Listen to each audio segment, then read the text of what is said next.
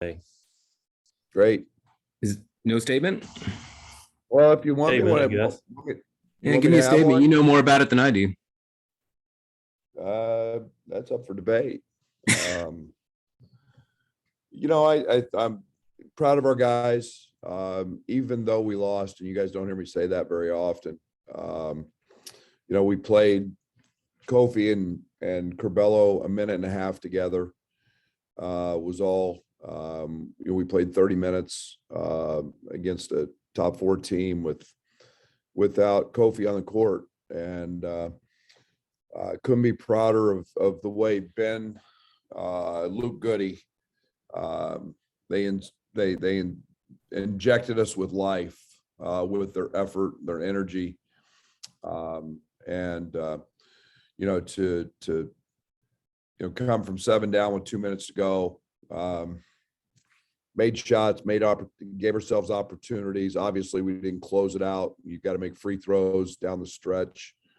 And we had a hard time keeping them off the line, in particular Ivy. But I thought we fought in the post. I thought we did a good job, and I thought we grew out of that game. But now it's on to Maryland, team we just played not too far back. A game that to be very honest, we didn't play very well in that ball game. I thought our coming off a quick turn, being on the road at Minnesota, and watching the game a couple of times since then, I thought was probably as lifeless as we've been, and that excludes DeMonte. DeMonte was tremendous. Dante Scott, he did a great job on. But if you remember, Trent got going a little bit in the second half and transition, and it was a big key. But since then, Maryland's won. They've played well. They didn't play great in their last one, but Michigan had a lot to do with that. So, place that we have not won, and we'll have to play great to accomplish that on Friday. It didn't end well the last time you visited Maryland, and it seemed like you made some major changes after that game. Do you know what I'm talking about? Well, I mean, we've had a couple of tough ones there. I go back to my day at Oklahoma State. I had a really tough game there last second as well. But it is what it is. All we've tried to do is compete and play hard on the road, and we'll have to do that again. I guess specifically what I mean is that Io did not have the ball in his hands at the end, and Dre got stripped by Cowan. And after that, Io became the closer. Is that how it worked out for you? No. The way I remember it was Andre got fouled pretty hard on the play, and they didn't call it. We went to Georgie a lot in that game. Stick Smith made a couple really good defensive plays. Trent was hurt in that game, took on a flagrant foul, took a big cut. So there were a lot of factors in that game that led to that decision at that time. Thanks, Brad.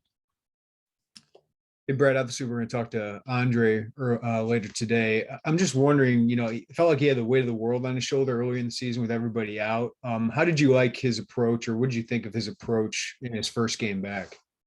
What do you mean everybody out? When you had Kofi out early in the season, the Marquette game, all that, just felt like he had a lot of pressure on himself. Like, how do you feel like he approached? Yeah, we should have beat him. I think that everybody deals with circumstances a little bit differently. I think that, with what he was dealing with after his getting, his concussion and coming off his protocol, he was fine. And how did you see him, Brad, handle all of that? I mean, obviously it's got to be tough to go through, tough to be out and watching the team, but how did you see him? What did you learn about him through that entire process? He wants to win. He wants to compete. He wants to play. And yet there's tremendous appreciation for what he went through. the tremendous challenges he continues to go through, the severity. It's from as we've since found out, and I mean, just the pain, his tolerance for that was huge. And so my hat's off to him for him having the passion to want to get back and compete and to fight through some things that weren't easy. Thanks, Fred. Coach, are there some challenges? And if so, what are some of those challenges in working Andre back into the lineup and still maintaining that chemistry that you were building with Adam? No doubt. We went through them with Kofi coming back. We went through them with Kofi and Bello haven't played together all year. Literally. I mean, they had a somewhat lackadaisical performance, and it's unfair to say that they actually played with Curbelo, even though he was physically on the court with everything that he had going at the time we were in Kansas City. But yeah, and there's no doubt, and we're in a great place. We've been able to win a lot of games, and I think this has very much become Trent's team. A guy that's made big plays, a guy that stepped into that role. And you don't just change that overnight. And, it's a subtle deal. We were well ingrained last year when Io went out, and yet I was concerned bringing him back after 3 games because we'd played so well. And so, it's just a challenge that, sometimes takes some time, and, we'll have to keep continuing to work on that. And the best way to do that's through practice. Along those same lines, Andre likes to create. He's really dynamic with the ball. How do you balance that with the ball movement that you like to see? Yeah, it's one of those great challenges. I mean, we've got Plummer coming off a game. He made 6 threes. We've got really, really good perimeter shooting. And again, we've got to find that mesh where those guys continue to get the opportunities. And yet, the one thing about Bello, and I always go back to last year because we haven't truly seen him this year. He was the top assist guy per 40 minutes, and he'll make everybody better. Thanks, Coach. Brad, on that note, last year, Andre was so good in sparking things off the bench, and he obviously did that in his first game back. Is there a case for him to keep doing that? Why would I change that? That didn't change him. I mean, why? Because you guys think he should start? That ain't changing.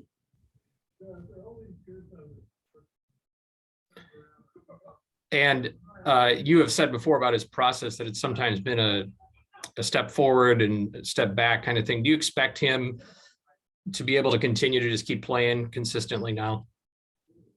I don't know that. I wish I could give you a definitive answer on that, but I don't know that. And we've learned to live in a. I'm hopeful this process. He's to that point where this process is behind him, and the significance of that is behind him. But I know one thing for sure. It's always been day to day, and it's the reaction to that day that happens and controls what happens the next day. All right, thank you. Hey, Coach, you kind of touched on it a little bit that you haven't had your team together all year, and they played a minute 30 together the other day. Do you kind of feel like it's kind of Happy New Year? You finally got your team together, and you've already proven you're a top 20 team without those parts. I mean, it must be pretty exciting in that respect. Yes and no. You'd like to be clicking like Purdue is. Purdue's had their whole team, same starting 5, other than maybe bouncing Ivy and Williams around a little bit. But yeah, you're more comfortable as a coach when you feel that. But, you know, it is, we can't change it. You know, I talked with Izzo, you know, a while back. I remember the year they make a Final Four run. And I think, I don't know, maybe it was Mateen Cleaves was hurt and they brought him back in late January, maybe early February, and had 7 or 8 losses and went on Final Four run. So, you know, it takes a little bit of time. And from that side of things, yes, I'm really excited because I know how good, you know, we can be. I know how good this group was last year. So, you know, but I can't change the past. I'm not looking in the rearview mirror. I'm looking forward, and we'll handle all that stuff. You had Bello not bring the ball off the court the other day. You said maybe to ease a little bit of the pressure on him or ease him in. Will that be the case again for a while, you think? Yes. Thank you. Hey, Brad, with the conditioning aspect for Andre, is that just game reps? I mean, how much can that be replicated inside of oven? Well, you can do a lot with just physical conditioning. He has done nothing. I mean, very, very, very minimal. Now it shows what a freak he is, you know, and I mean that in a good way. You know, he practiced 2 days, guys, and he had a colored jersey on so that we could avoid contact with it. You know, it's kind of like putting the pink jersey on a quarterback. You don't hit him. And then he goes out and plays in a real game. Other than shoot some balls, he had done very, very little, very, very little preparing for that game. And you know, we got a call, you know, from the group of doctors that have been working with him that he was cleared, and that came at 4:30 in the afternoon the day before. So you know, we knew we'd give him a little run, but for his conditioning to be what it was, and he was gassed at the end. But you know, he'll grow into that. He's an elite athlete. He's got elite strength, and you know, that comes easy for him.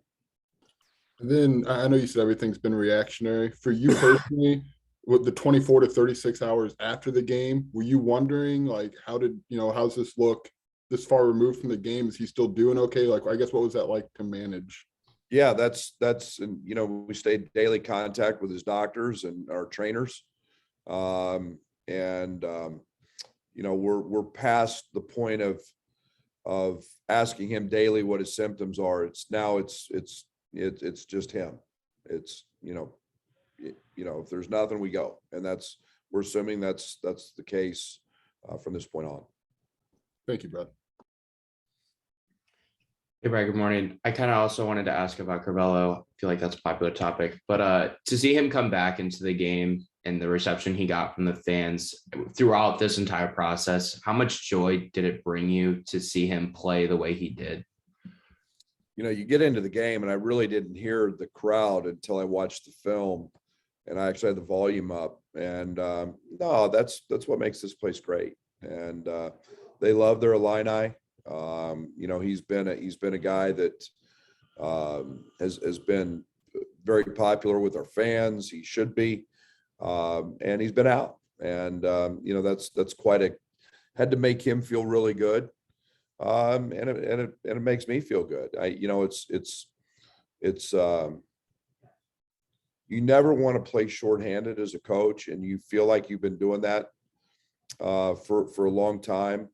We've managed, but it's always a good feeling to get back to what you consider a full boat, and so we're excited about that.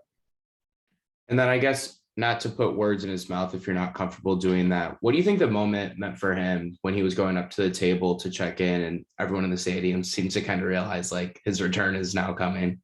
Oh, I'm sure there's anxiety. I'm sure there was a little bit of nerves.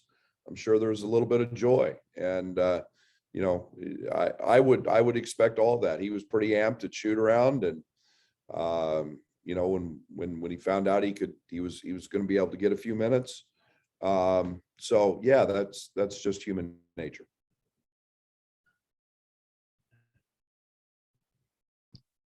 Hey, Brad, just how much did Andre's presence maybe elevate his teammates, maybe boost confidence for a guy like Ben, who had one of his better games and maybe offensively, at least, you know, thrived a little more with Andre?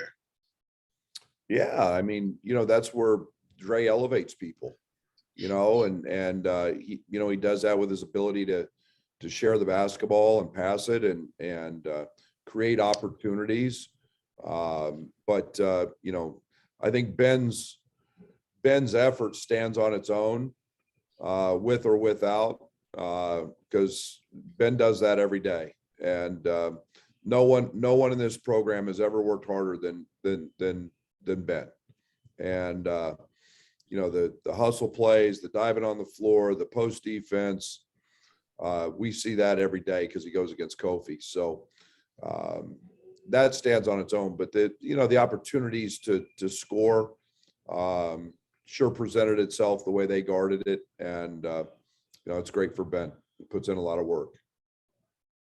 And to pivot in an entirely different direction, with Dane on board now, you've kind of got a throwback transfer in a way where he just gets to work for a semester. How important is that going to be for him, and what are you looking for him to do there? Love it. They're my favorite type, the guys that have to sit out and actually can learn and work. Dane we're really excited about him. He's 6'9".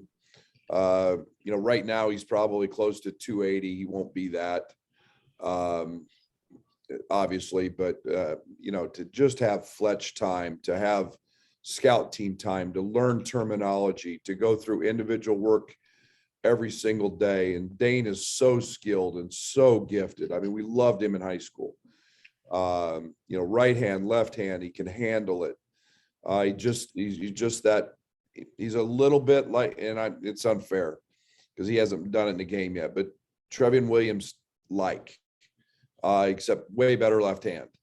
But he's got those type of skills and that ability. And so I'm excited to have him, and I'm looking forward to watching him have a great rest of the semester and summer as he transforms his body and his conditioning. Yeah, thanks, Brad. Brad, I meant to ask you this before the first Maryland game, but it's been over 30 years since Danny and the Miracles, and I was curious if we've reached a generation that might just not know how good Danny was as a player. From a guy who played against him, right? Wow. Yeah, wow. If Danny played today, he'd be even better, because Danny was that guy that 6'11", could handle it, could shoot it. He was the modern day. And I mean, today, I mean, he'd be dominant. He was an elite passer. Unfortunately, as a pro, he had knee injuries, but was still an all-star. I mean, literally one of the best college players I've ever played against, and been on the floor with, and I've been on the floor with a few, but man, was he good. Oh my gosh. But yeah, nobody has any idea how good a player Danny was. Thanks, Brad. Hey, Brad, I just want to follow up on Danger. You always talk about getting pieces that fit together. How does Dane really fit in with the rest of your front court moving forward? Yeah, and he's a little bit different from this standpoint. He's a guy that you can really run a lot of offense through, because he really passes it. His skill set, and then just his physicality. Here's a guy who's 6'9". He's got a 7'7" wingspan, unbelievable shoulders. I mean, he's so broad through his shoulders and chest. It's a unique body, and I say that in a really positive way. But he's skilled. I mean, he handles it like a guard. He passes it, and just watched him yesterday in our individual workout segment with our team. I mean, here's right hand, left hand, just as easy, and as you wouldn't know if he was right handed or left handed watching him. So, having a guy that's skilled, having a guy that can play on the block and score baskets, and having a guy who can play out and be an elite passer is truly exciting. Obviously, you did a lot of work on him, high school, recruiting him, liked him. How much work do you have to do with transfers of, I know he had an injury and just kind of getting a sense of what his year was like with Baylor? Like how much background work do you have to do after high school? Yeah, you do your due diligence. You talk to their people. I love the fact that he was with Scott. I love the fact that he's been a part of a national championship and seeing what that looks like. I think there's tremendous value in that. And sure, he's got to adapt to a new culture, but in ours, in the way we do things, but he's been a part of a really, really good one. And that's exciting. And, you don't have just his high school background to go on. Now you can gather all his information from his time, even though he was injured. But that's exciting stuff. And we did our due process there. Thanks, Brad. Hey, Brad, one more on Dane, if I could. Outside of conditioning with Fletch, what's the most important thing you want to see him accomplish over the course of these next few months? And it's really simple. It's not a complicated deal. He's not going to help us win a game this year. I want him to be in the best shape. I want him to transform his body, and then just simply learn how we go about doing things. And there's a big difference by having a semester where you're not rushed doing that, or you get them late. You get them in the summer, and then the summer's a sped up process. And this kid's going to be able to, Dane's going to be able to take part in our weight workouts, see how we do it during the season, practice, individual work with coaches every day. There's a guy who won't travel with us, so he can stay here. He gets bought into nutrition. He just gets a magnified, very intense workout session and weights and individuals, and doesn't have to worry about the games. And that is so big. And that's what Jake and Hutch got when they set out. And that unfortunately Hutch's been hurt, but Jake's blossomed into a heck of a player. And that's the value of sitting out. It's pretty big. And I know roster construction varies year to year, but do you foresee the goal of having a scholarship available mid-year moving forward? Or, I know maybe hard to kind of predict out all the way. I think every year's got its own challenges. In a perfect world, I'll answer it this way. I would love to have at least one open every semester. And I think that's the new world we're going to be in. I think you're going to see, I've heard some coaches say they're not going to take more than 9 or 10 on scholarship so that they can manage the guys that they have and try to avoid losing guys. I don't know if I'm at that point yet, but also have when guys leave a semester and have the availability to bring them in and set them out. It's as close as we're going to get to being able to do that. And, in a perfect world, to answer your question, I hope I have one every year, at least. Thanks, Brad. Hey, Brad, I'd also like to follow up on Dane. You've talked a lot about the advantages of this opportunity for him to get in the weight room and get more physically fit. You say he's about 280 now. Is there a goal to get him down to a certain area, or physically speaking, is there like a goal that you want to get him to? No, Fletch handles all that. I think that the Fletch does a great job in, measuring, not to get too technical, muscle mass and how he puts that on, and, what his body can hold. And the biggest challenge is, he's extremely flexible.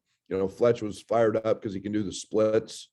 So having guys who are flexible is a huge part, because then you can once you're flexible, you can gain strength really quickly.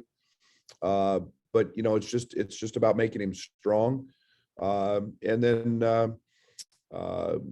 putting him in that position where we figure out what that optimal weight is, where he can play the longest, where he can recover the quickest and still be effective. So there'll be a little give and take in that, I'm sure.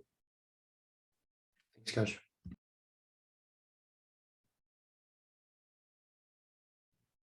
Thanks, guys.